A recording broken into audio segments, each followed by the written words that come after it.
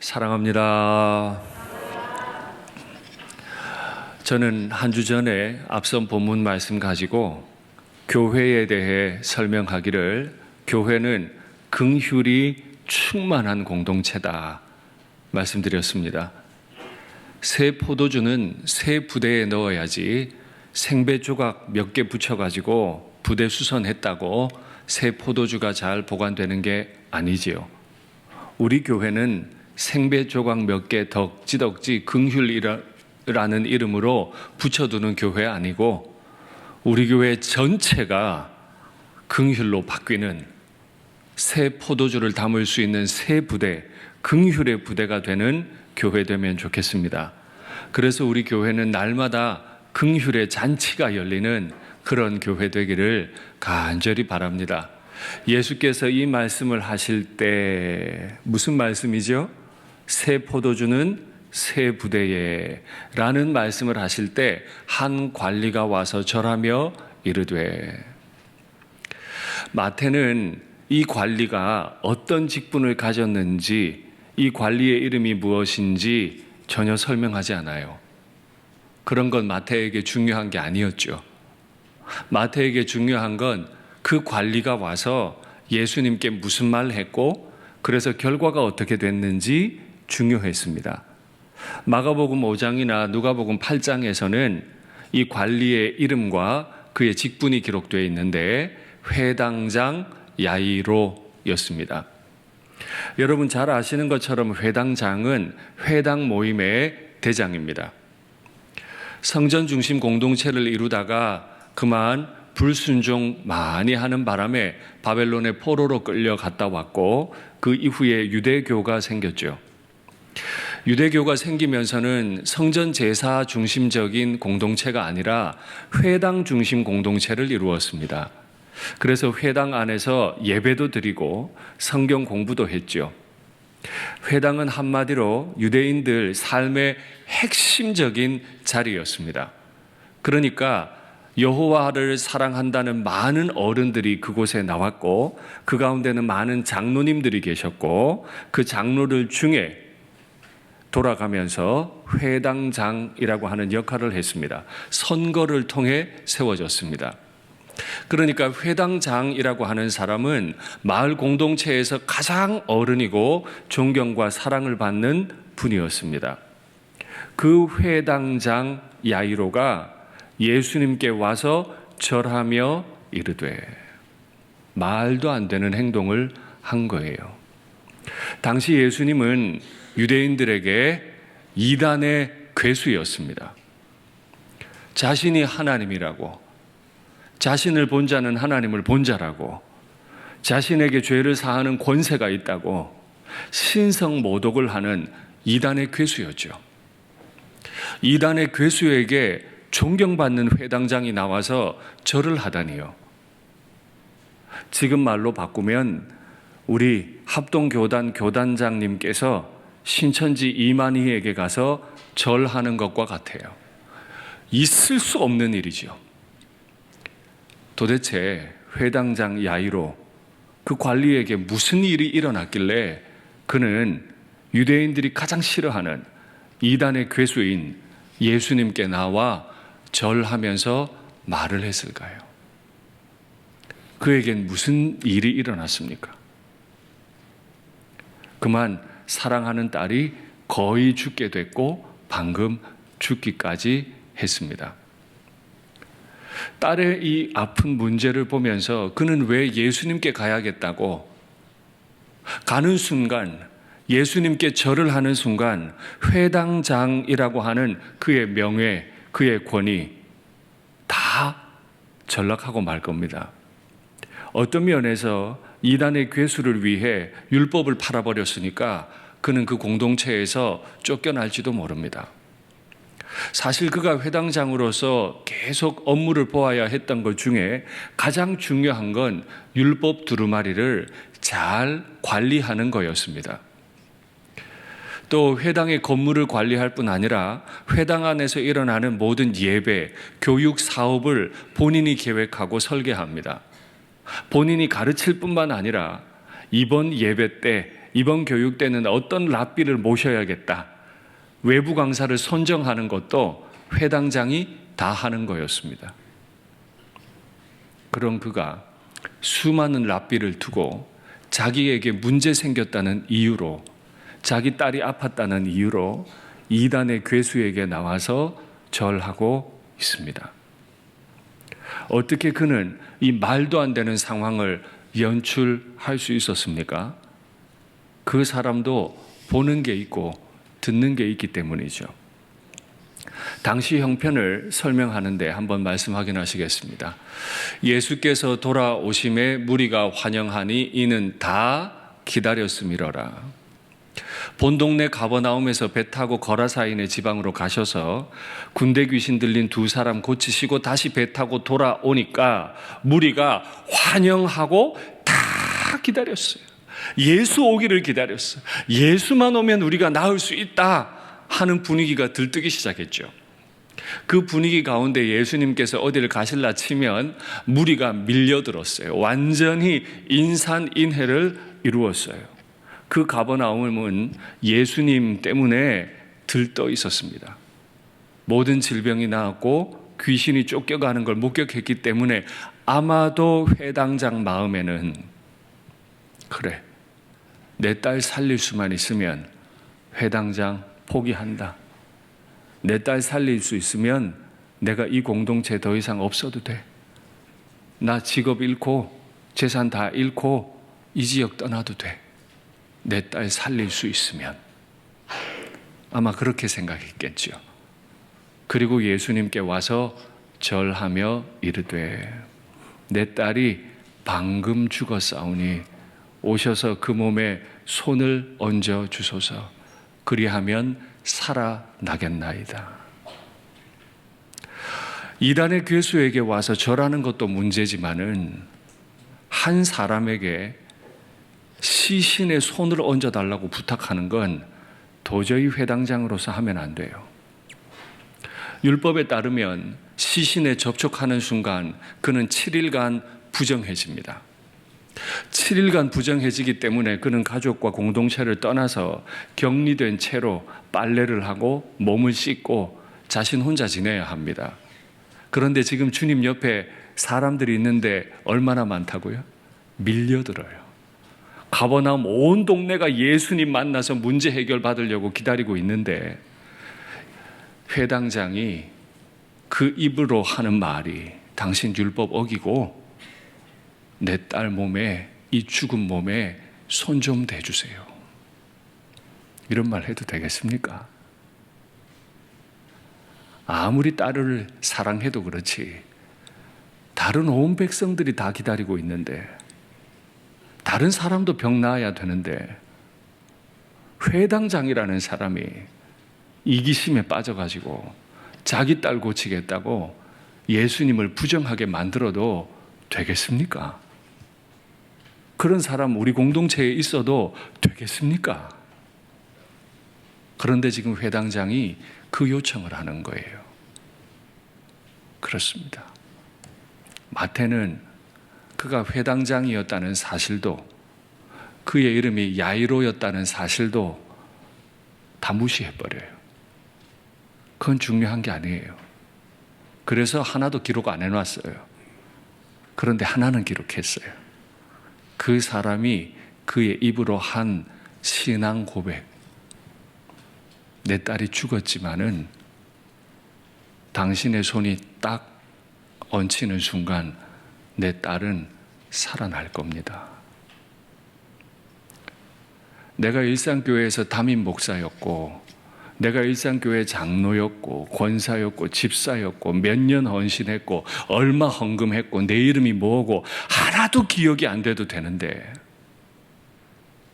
이거 하나는 기억돼야지.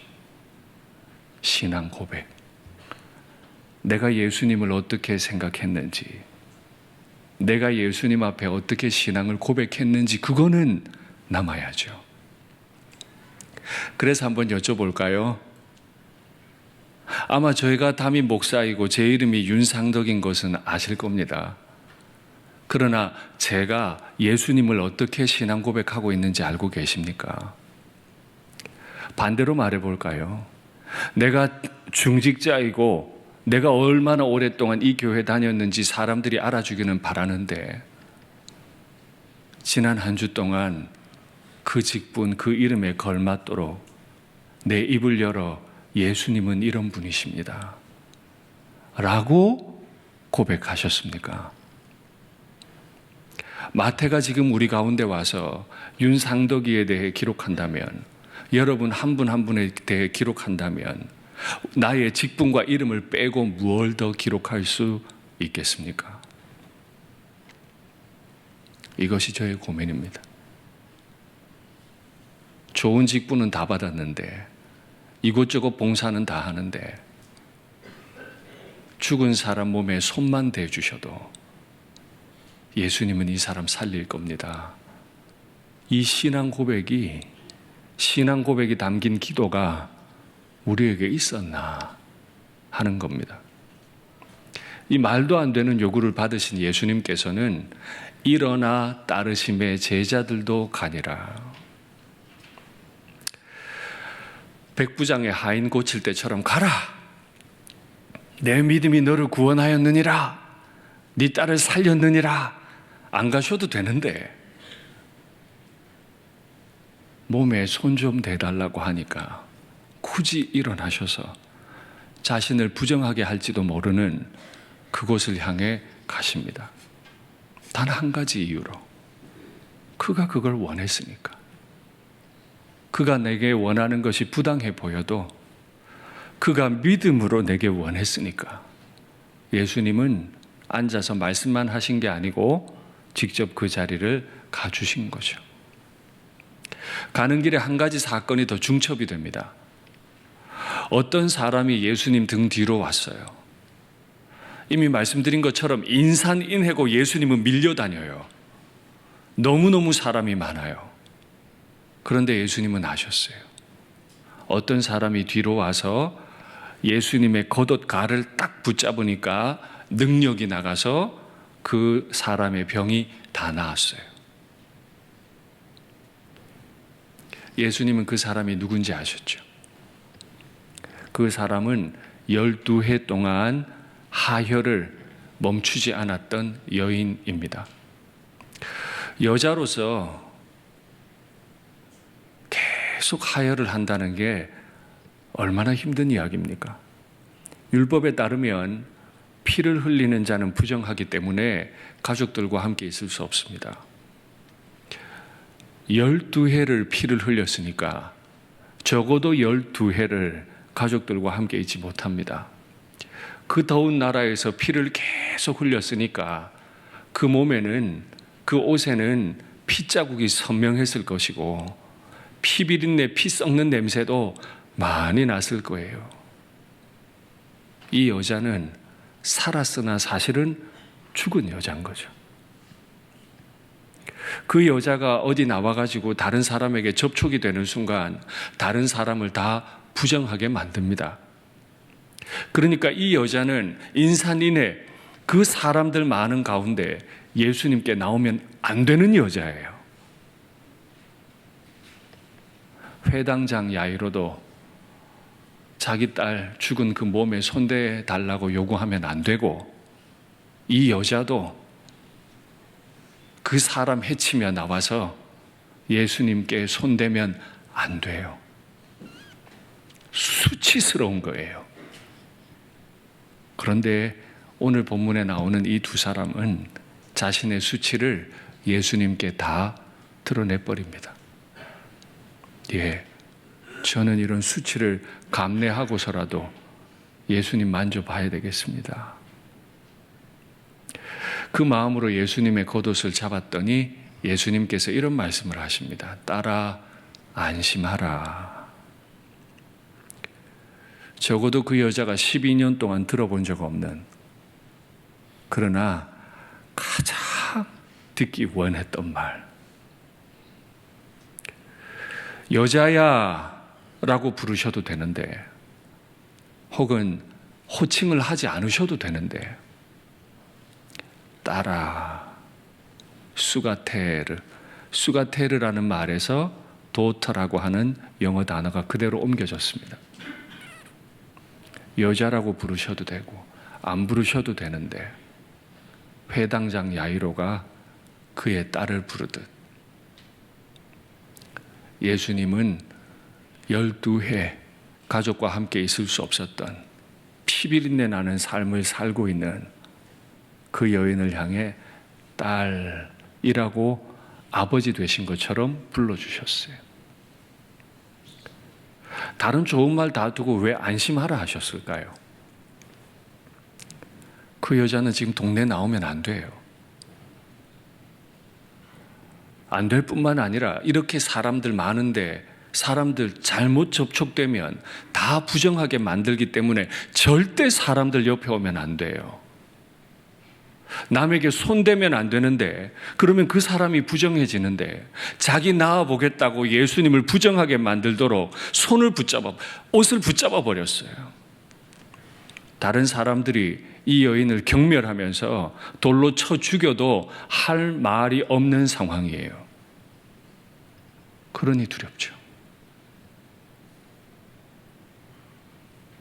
그 여인의 마음을 아셨던 예수님이 안심하라.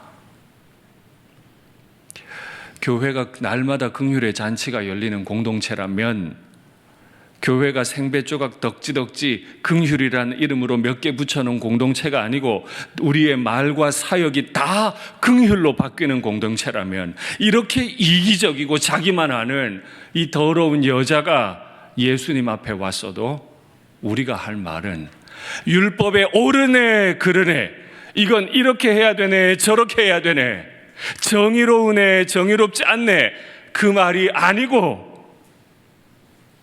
우리가 할 수 있는 한마디 말, 안심하십시오. 당신은 지금 매우 이기적이고 부정한 행동을 했습니다. 우리 모두를 부정하게 만드는 위기에 가까운 일들을 해버렸습니다. 그러니 당신은 우리 식구 아닙니다. 그러면 생배 조각 몇 개 붙여놓은 교회예요. 나누면 나눔이 사역 너무 귀하죠.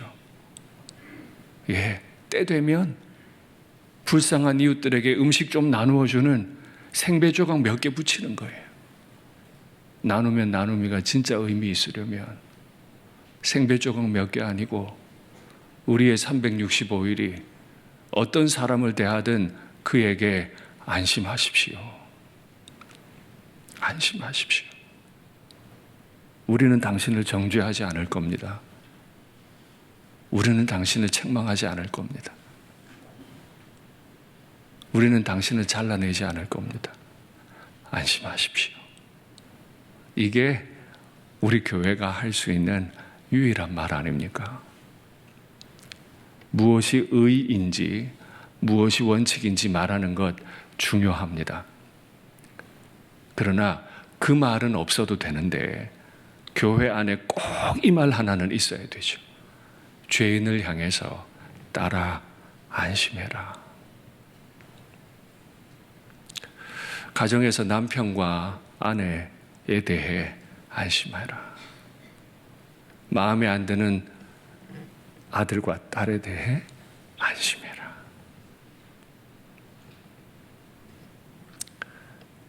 그게 교회가 하는 말인 거예요.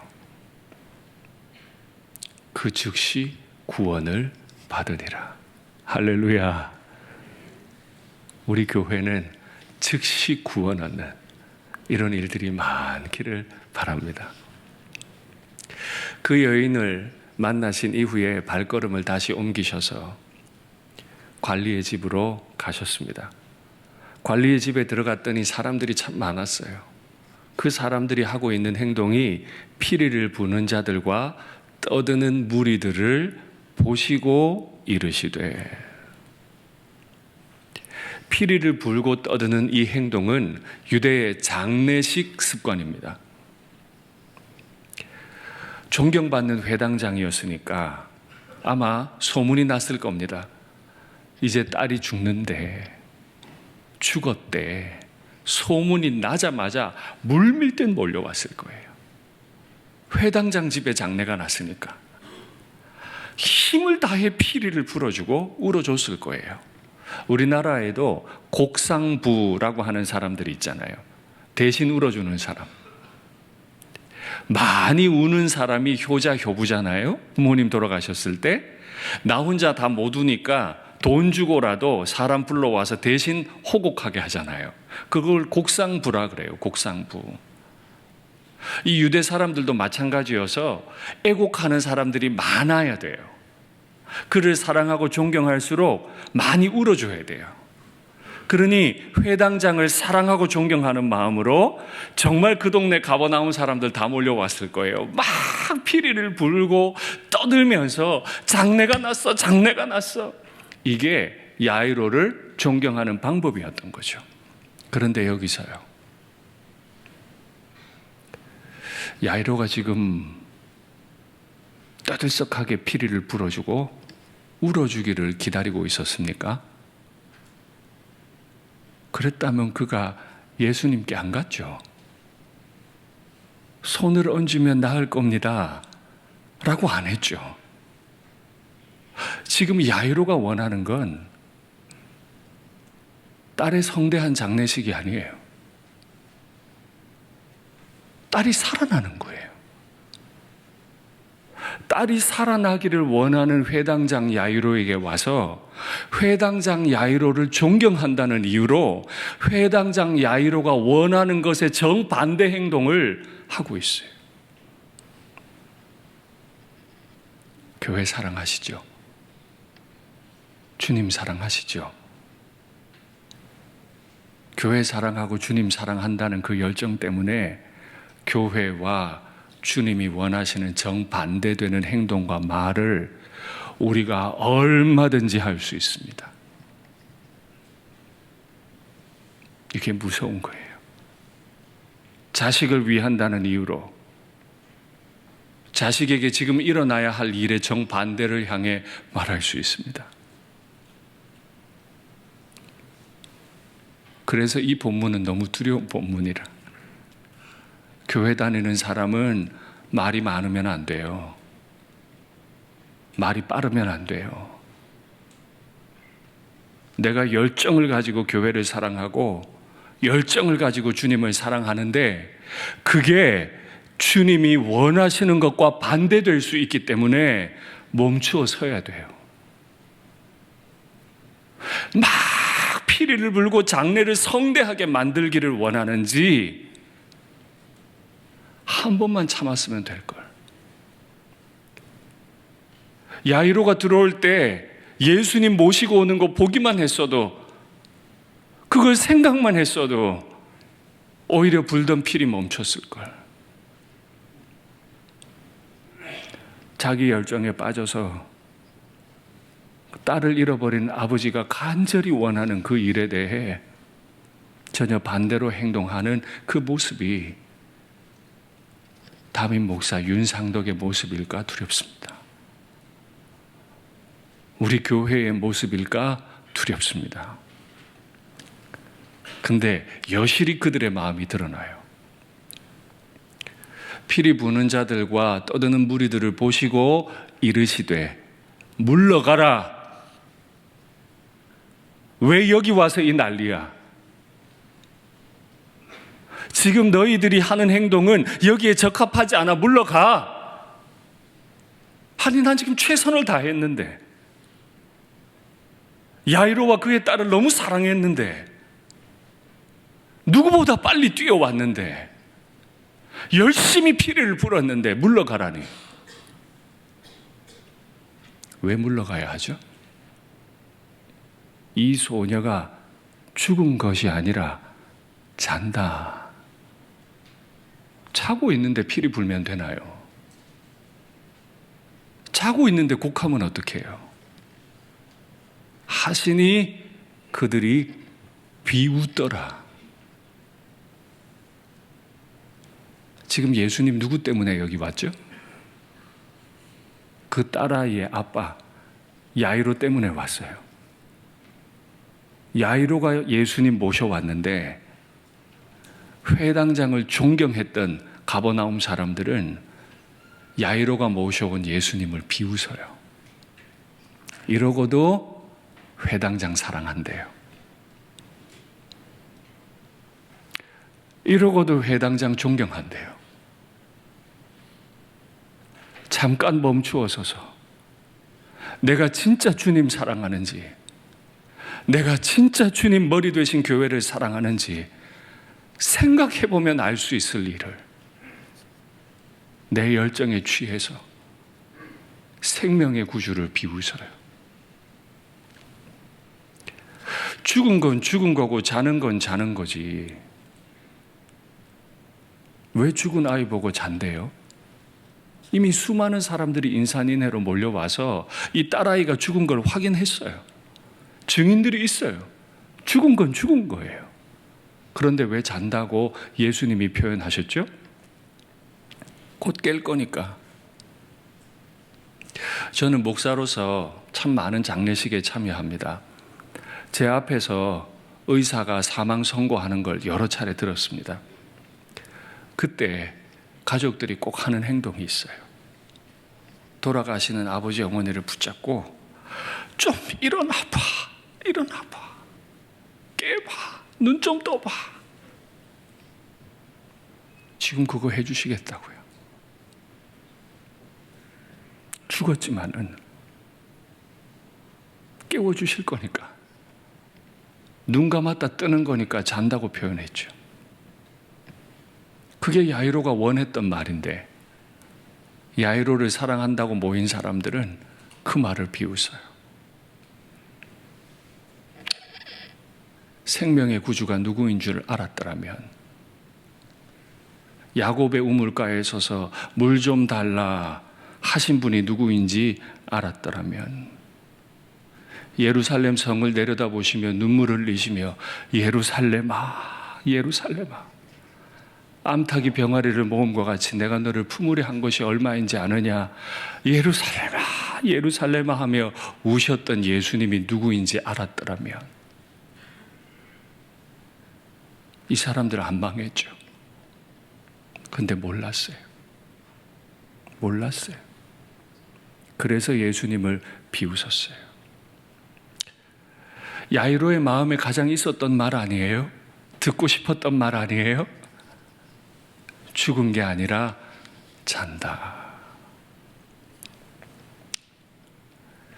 야이로는 아침마다 이 딸아이를 깨웠을 겁니다. 딸아, 일어나 밥 먹어. 아빠 나 못 일어날 것 같아. 그럼 아빠 야이로가 아이를 등에 업어서라도 식탁에 데려가서 밥을 먹였겠죠. 얘가 죽은 게 아니라면. 귀신도 쫓아내신 예수님이, 질병도 고치신 예수님이 죽은 내 딸을 고쳐만 주신다면 이 아이 깰 수 있을 텐데, 그 마음으로 예수님을 모셔온 거잖아요. 예수님이 그들을 다 쫓아내시고 12제자 중에 3제자만 데리고 그 소녀의 방으로 들어가셨습니다. 죽은 아이에게 가셨습니다. 그리고 그 아이에게 손을 잡고 말씀하십니다. 달리다 쿰, 소녀야 일어나라. 시신에 손대면 부정해집니다. 예수님은 자기를 범법자로 만들어서라도, 예수님은 자신을 부정하게 만들어서라도 이 죽어버린 아이를 깨워주고 싶으셨어요. 그래서 시신에 손을 대버렸어요. 그러면 예수님이 부정해져야 될 텐데 오히려 예수님 안에 있던 생명이 이 아이에게로 전해져서 이 아이가 벌떡 일어났습니다. 그리고 아빠가 그렇게 원했을, 일어나 함께 식사했다. 세상에 기막힌 일이, 기가 막힌 일이.